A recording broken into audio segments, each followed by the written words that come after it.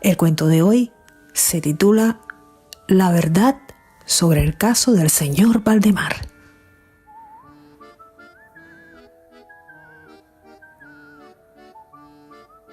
De ninguna manera me parece sorprendente que el extraordinario caso del señor Valdemar haya provocado tantas discusiones. Hubiera sido un milagro que ocurriera lo contrario, especialmente en tales circunstancias. Aunque todos los participantes deseábamos mantener el asunto alejado del público, al menos por el momento o hasta que se nos ofrecieran nuevas oportunidades de investigación, a pesar de nuestros esfuerzos, no tardó en difundirse una versión tan espuria como exagerada que se convirtió en fuente de muchas desagradables tergiversaciones y, como es natural, de profunda incredulidad. El momento ha llegado de que yo dé a conocer los hechos, en la medida en que me es posible comprenderlos. Helos aquí, sucintamente.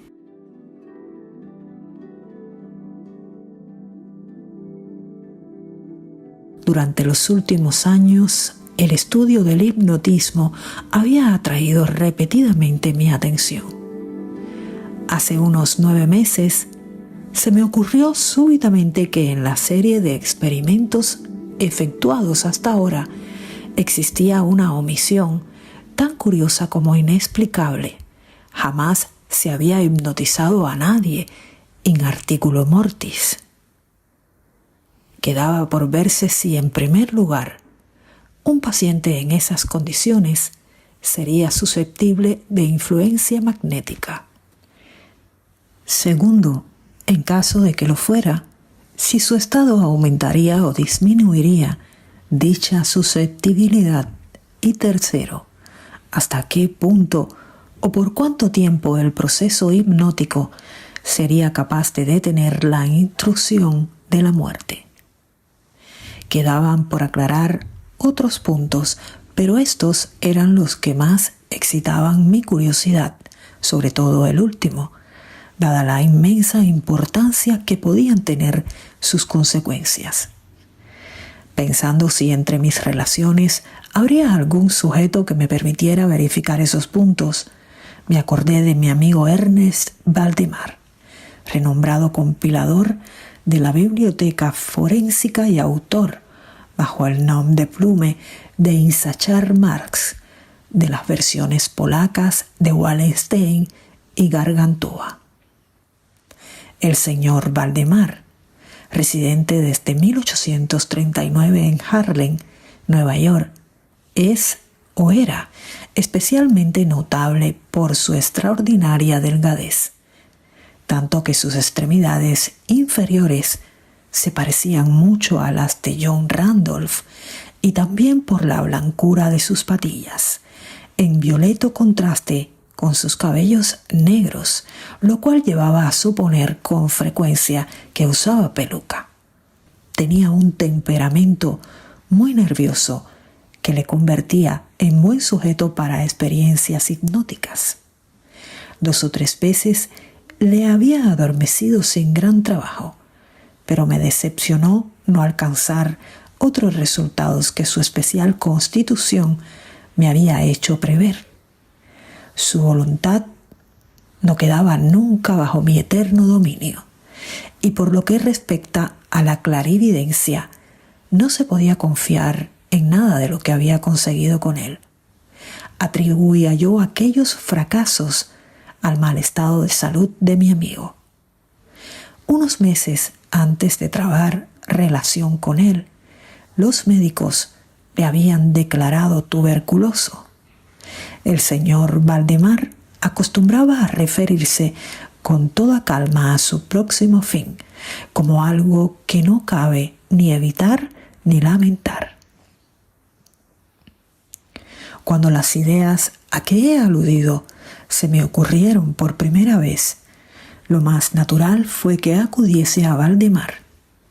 Demasiado bien conocía la serena filosofía de mi amigo para temer algún escrúpulo de su parte. Por lo demás, no tenía parientes en América que pudieran intervenir para oponerse.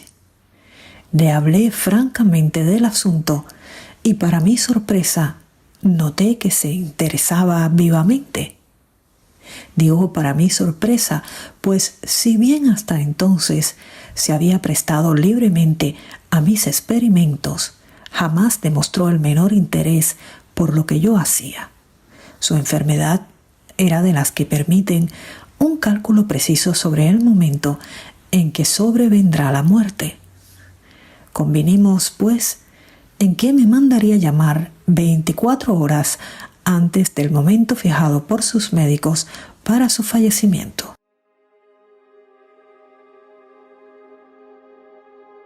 Hace más de 7 meses que recibí la siguiente nota de puño y letra de Valdemar. Estimado, ya puede usted venir. Coinciden en que no pasaré de mañana a medianoche y me parece que han calculado el tiempo con mucha exactitud. Valdemar. Recibí el billete media hora después de escrito y 15 minutos más tarde estaba en el dormitorio del moribundo. No le había visto en los últimos 10 días y me aterró la espantosa alteración que se había producido en tan breve intervalo. Su rostro tenía un color plomizo, no había el menor brillo en los ojos y tan terrible era su delgadez que la piel se había abierto en los pómulos. Expectoraba continuamente y el pulso era casi imperceptible. Conservaba, no obstante, una notable claridad mental y cierta fuerza.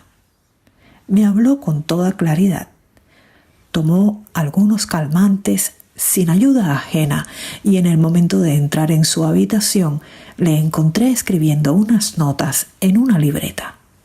Se mantenía sentado en el lecho con ayuda de varias almohadas y estaban a su lado los doctores D y E. Luego de estrechar la mano de Valdemar, llevé aparte a los médicos y les pedí que me explicaran detalladamente el estado del enfermo. Desde hacía 18 meses, el pulmón izquierdo se hallaba en un estado semióseo o cartilaginoso y, como es natural, no funcionaba en absoluto. En su porción superior, el pulmón derecho aparecía parcialmente osificado, mientras la inferior era tan solo una masa de tubérculos purulentos que se confundían unos con otros. Existían varias dilatadas perforaciones y en un punto se había producido una adherencia permanente a las costillas. Todos estos fenómenos del lóbulo derecho eran de fecha reciente. La osificación se había operado con insólita rapidez, ya que un mes antes no existían señales de la misma y la adherencia solo había sido comprobable en los últimos 3 días. Aparte de la tuberculosis, los médicos sospechaban un aneurisma de la aorta, pero los síntomas de osificación volvían sumamente difícil un diagnóstico. Ambos facultativos opinaban que Valdemar moriría hacia la medianoche del día siguiente, un domingo. Eran ahora las 7 de la tarde del sábado. Al abandonar la cabecera del moribundo para conversar conmigo, los doctores D y F se habían despedido definitivamente de él. No era su intención volver a verle, pero a mi pedido convinieron en examinar al paciente a las 10 de la noche del día siguiente. Una vez que se fueron, hablé francamente con Valdemar sobre su próximo fin y me referí en detalle al experimento que le había propuesto. Nuevamente se mostró dispuesto e incluso ansioso por llevarlo a cabo y me pidió que comenzara de inmediato. 2 enfermeros, un hombre y una mujer, atendían al paciente pero no me sentía autorizado a llevar a cabo una intervención de tal naturaleza frente a testigos de tan poca responsabilidad en caso de algún accidente repentino. Aplacé, por tanto, el experimento hasta las 8 de la noche del día siguiente, cuando la llegada de un estudiante de medicina de mi conocimiento, el señor Theodore, me libró de toda preocupación. Mi intención inicial había sido la de esperar a los médicos, pero me vi obligado a proceder primeramente por los urgentes pedidos de Valdemar y luego por mi propia convicción de que no había un minuto que perder, ya que toda evidencia el fin se acercaba rápidamente. El señor L. tuvo la amabilidad de acceder a mi pedido, así como de tomar nota de todo lo que ocurriera. Lo que voy a relatar ahora procede de sus apuntes, ya sea en forma condensada o verbatim. Faltaban 5 minutos para las 8 cuando, después de tomar la mano de Valdemar, le pedí que manifestara con toda claridad posible, en presencia de él, que estaba dispuesto a que yo le hipnotizara en el estado en que se encontraba. Débil, pero distintamente, el enfermo respondió: sí, quiero ser hipnotizado, agregando de inmediato: me temo que sea demasiado tarde. Mientras así decía, empecé a efectuar los pases que en las ocasiones anteriores habían sido más efectivos con él. Sentía indudablemente la influencia del primer movimiento lateral de mi mano por su frente, pero aunque empleé todos mis poderes, me fue imposible lograr otros efectos hasta algunos minutos después de las 10, cuando llegaron los doctores D y F, tal como lo habían prometido. En pocas palabras, les expliqué cuál era mi intención, y como no opusieron inconveniente, considerando que el enfermo se hallaba ya en agonía, continué sin vacilar, cambiando, sin embargo, los pases laterales por otros verticales y concentrando mi mirada en el ojo derecho del sujeto. A esta altura, su pulso era imperceptible y respiraba entre estertores, a intervalos de medio minuto. Esta situación se mantuvo sin variantes durante un cuarto de hora. Al expirar este periodo, sin embargo, un suspiro perfectamente natural, aunque muy profundo, escapó del pecho del moribundo mientras cesaba la respiración estertorosa, o mejor dicho, dejaban de percibirse los estertores. En cuanto a los intervalos de la respiración, siguieron siendo los mismos. Las extremidades del paciente estaban heladas. A las 11:05 advertí inequívocas señales de influencia hipnótica.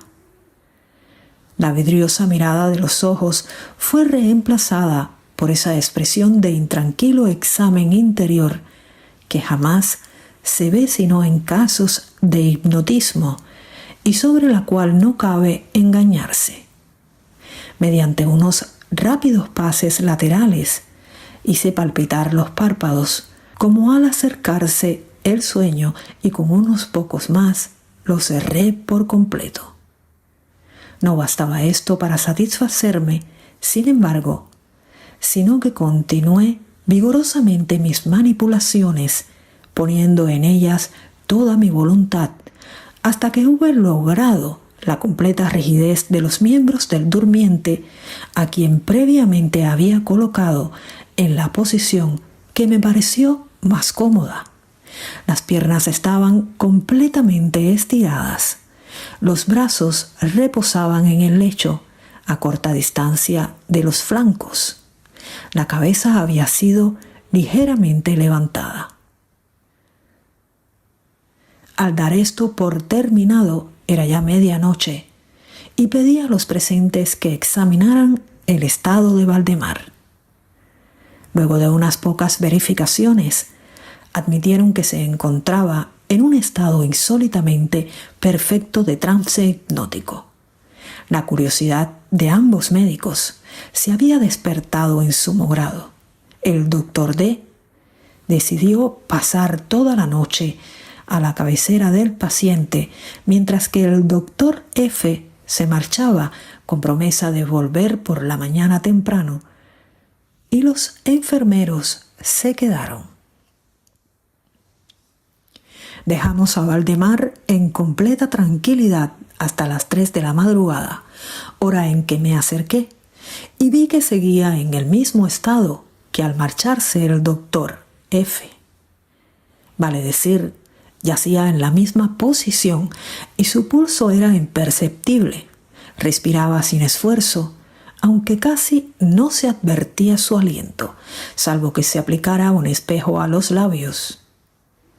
Los ojos estaban cerrados con naturalidad y las piernas tan rígidas y frías como si fueran de mármol. No obstante ello, la apariencia general distaba mucho de la de la muerte. Al acercarme, intenté un ligero esfuerzo para influir sobre el brazo derecho, a fin de que siguiera los movimientos del mío, que movía suavemente sobre su cuerpo. En esta clase de experimento jamás había logrado buen resultado con Valdemar, pero ahora, para mi estupefacción, vi que su brazo, débil pero seguro, seguía todas las direcciones que le señalaba el mío. Me decidí entonces a intentar un breve diálogo. «Valdemar, ¿duerme usted?», pregunté. No me contestó, pero noté que le temblaban los labios, por lo cual repetí varias veces la pregunta. A la tercera vez, todo su cuerpo se agitó con un ligero temblor. Los párpados se levantaron lo bastante para mostrar una línea del blanco del ojo, moviéndose lentamente los labios, mientras en un susurro apenas audible brotaban de ellos estas palabras: «Sí, ahora duermo. No me despierte. Déjeme morir así». Palpé los miembros, encontrándolos tan rígidos como antes. Volví a interrogar al hipnotizado. ¿Sigue sintiendo dolor en el pecho, Valdemar? La respuesta tardó un momento y fue aún menos audible que la anterior. «No sufro. Me estoy muriendo». No me pareció aconsejable molestarle más por el momento y no volví a hablarle hasta la llegada del doctor F, que arribó poco antes de la salida del sol y se quedó absolutamente estupefacto al encontrar que el paciente se hallaba todavía vivo. Luego de tomarle el pulso y acercar un espejo a sus labios, me pidió que le hablara otra vez, a lo cual accedí. «Valdemar», dije, ¿sigue usted durmiendo? Como la primera vez, pasaron unos minutos antes de lograr respuesta y durante el intervalo el moribundo dio la impresión de estar juntando fuerzas para hablar. A la cuarta repetición de la pregunta, y con voz que la debilidad volvía casi inaudible, murmuró: «Sí, dormido, muriéndome». La opinión o mejor, el deseo de los médicos, era que no se arrancase a Valdemar de su actual estado de aparente tranquilidad hasta que la muerte sobreviniera, cosa que, según consenso general, solo podía tardar algunos minutos. Decidí, sin embargo, hablarle una vez más, limitándome a repetir mi pregunta anterior. Mientras lo hacía, un notable cambio se produjo en las facciones del hipnotizado. Los ojos se abrieron lentamente, aunque las pupilas habían girado hacia arriba. La piel adquirió una tonalidad cadavérica, más semejante al papel blanco que al pergamino, y los círculos écticos que hasta este momento se destacaban fuertemente en el centro de cada mejilla se apagaron bruscamente. Empleo estas palabras porque lo instantáneo de su desaparición trajo a mi memoria la imagen de una bujía que se apaga de un soplo. Al mismo tiempo, el labio superior se replegó, dejando al descubierto los dientes que antes cubría completamente, mientras la mandíbula inferior caía con un sacudimiento que todos oímos, dejando la boca abierta de par en par y revelando una lengua hinchada y ennegrecida. Supongo que todos los presentes estaban acostumbrados a los horrores de un lecho de muerte, pero la apariencia de Valdemar era tan espantosa en aquel instante que se produjo un movimiento general de retroceso. Comprendo que he llegado ahora a un punto de mi relato en el que el lector se sentirá movido a una absoluta incredulidad. Me veo, sin embargo, obligado a continuarlo.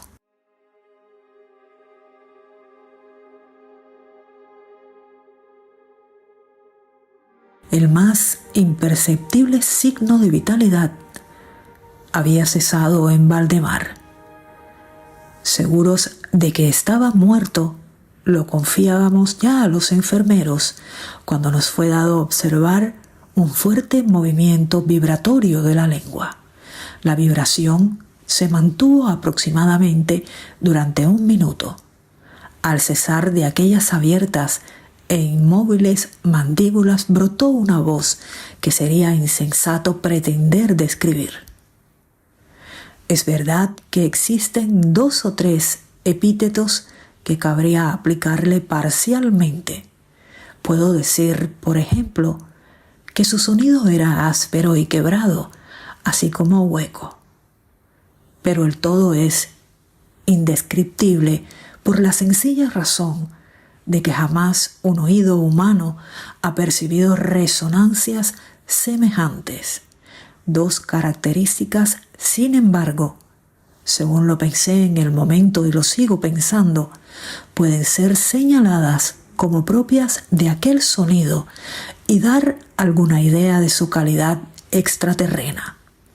En primer término, la voz parecía llegar a nuestros oídos, por lo menos a los míos, desde larga distancia o desde una caverna en la profundidad de la tierra. Segundo, me produjo la misma sensación. Temo que me resultará imposible hacerme entender que las materias gelatinosas y viscosas producen en el sentido del tacto. He hablado al mismo tiempo de sonido y de voz. Quiero decir que el sonido consistía en un silabeo clarísimo de una claridad incluso asombrosa y aterradora.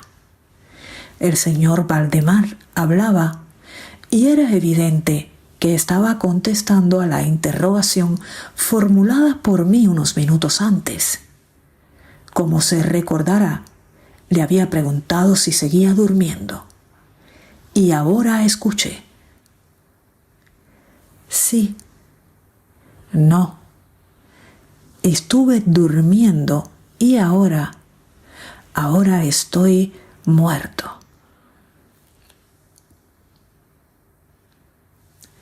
Ninguno de los presentes pretendió siquiera negar ni reprimir el inexplicable, estremecedor espanto que aquellas pocas palabras, así pronunciadas, tenían que producir. Él, el estudiante, cayó desvanecido. Los enfermeros escaparon del aposento y fue imposible convencerlos de que volvieran. Por mi parte, no trataré de comunicar mis propias impresiones al lector. Durante una hora, silenciosos, sin pronunciar una palabra, nos esforzamos por reanimar a L.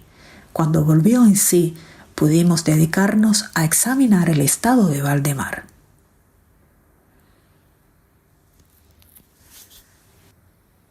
Seguía en todo sentido como lo he descrito antes, salvo que el espejo no proporcionaba ya pruebas de su respiración. Fue inútil que tratáramos de sangrarlo en el brazo. Debo agregar que éste no obedecía ya a mi voluntad. En vano me esforcé por hacerle seguir la dirección de mi mano. La única señal de la influencia hipnótica la constituía ahora el movimiento vibratorio de la lengua cada vez que volvía a hacer una pregunta a Valdemar. Se diría que trataba de contestar, pero que carecía ya de voluntad suficiente. Permanecía insensible a toda pregunta que le formulara cualquiera que no fuese yo, aunque me esforcé por poner a cada uno de los presentes en relación hipnótica con el paciente. Creo que con esto he señalado todo lo necesario para que se comprenda cuál era la condición del hipnotizado en ese momento. Se llamó a nuevos enfermeros y a las 10 de la mañana abandoné la morada en compañía de ambos médicos y de él. Volvimos por la tarde a ver al paciente. Su estado seguía siendo el mismo. Discutimos un rato sobre la conveniencia y posibilidad de despertarlo, pero poco nos costó llegar a la conclusión de que nada bueno se conseguiría con eso. Resultaba evidente que hasta ahora la muerte, o eso que de costumbre se denomina muerte, había sido detenida por el proceso hipnótico. Parecía claro que si despertábamos a Valdemar, lo único que lograríamos sería su inmediato o por lo menos su rápido fallecimiento. Desde este momento hasta fines de la semana pasada, vale decir casi 7 meses, continuamos acudiendo diariamente a casa de Valdemar, acompañados una y otra vez por médicos y otros amigos. Durante todo este tiempo, el hipnotizado se mantuvo exactamente como lo he descrito. Los enfermeros le atendían continuamente. Por fin, el viernes pasado, resolvimos hacer el experimento de despertarlo o tratar de despertarlo. Probablemente el lamentable resultado del mismo es el que ha dado lugar a tanta discusión en los círculos privados y a una opinión pública que no puedo dejar de considerar como injustificada. A efectos de librar del trance hipnótico al paciente, acudí a los pases habituales. De entrada, resultaron infructuosos. La primera indicación de un retorno a la vida lo proporcionó el descenso parcial del iris. Como detalle notable, se observó que este descenso de la pupila iba acompañado de un abundante flujo de icor amarillento procedente de debajo de los párpados, que despedía un olor penetrante y fétido. Alguien me sugirió que tratara de influir sobre el brazo del paciente como al comienzo. Lo intenté, sin resultado. Entonces el doctor F., expresó su deseo de que interrogara al paciente. Así lo hice, con las siguientes palabras. Señor Valdemar, ¿puede explicarnos lo que siente y lo que desea?